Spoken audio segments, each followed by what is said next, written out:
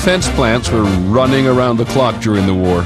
So were the USO dance halls. I was in Seattle, port of embarkation. We were up to our ears in men. All of the services came through there on their way to wherever they were going. We had a great time. If they couldn't dance, we taught them. And if we didn't know their steps, they taught us. We knew those guys were on their way overseas. This was going to be maybe their last big party. The departure of so many men changed the normal rhythms and patterns of American social life. For teenage girls, those changes often meant growing up very quickly. Teenage girls were more precociously sexual in some ways in the 40s than they'd been in the 30s, in part because their young boyfriends were going off to the war and they might never see them again. I'll be seeing you. One young man who was not away, kept out of the service by a broken eardrum, would begin a career about now that remained a social phenomenon for half a century. They were able to project some of that newfound sensuality onto this Frank Sinatra character who came emerging on the scene. He came at exactly the right moment to become such a cultural figure.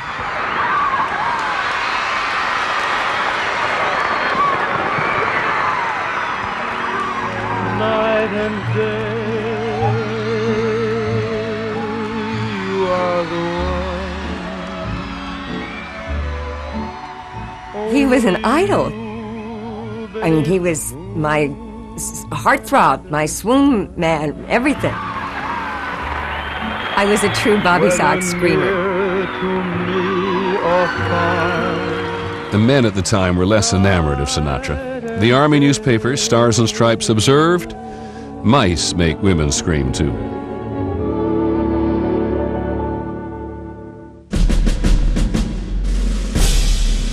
For young boys, on the home front, all the heroes were in uniform.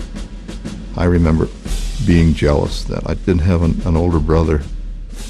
And I remember seeing these kids come to school with patches on their jackets that their brothers had sent them and souvenirs that they had sent from overseas. And I thought, God, I felt deprived because I didn't have an older brother who would send me patches and send me souvenirs and send me a German helmet.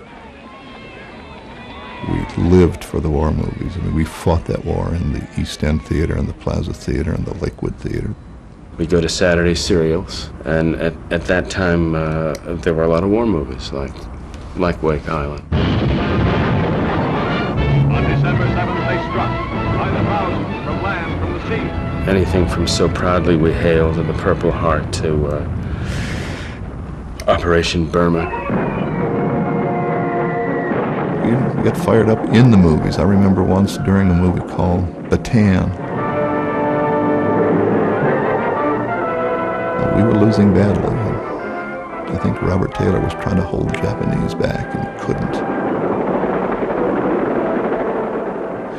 And Lefty Brosnan, one of the kids in the neighborhood, stood up and threw a golf ball at the screen to try to stem the Japanese onslaught.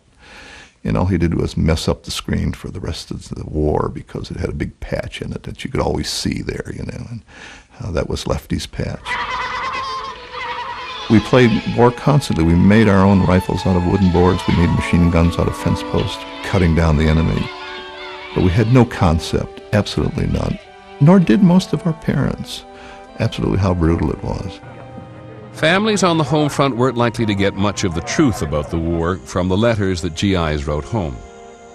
What they were doing was assuring their people that they were okay, not in any danger, usually an intense lie, that we were going to win the war very soon, and please send another pair of dry socks, and things like that. I mean, nobody ever told the truth. You know, I'm sick to death of this. I think I'm going to have a breakdown. I think I'm going to go mad.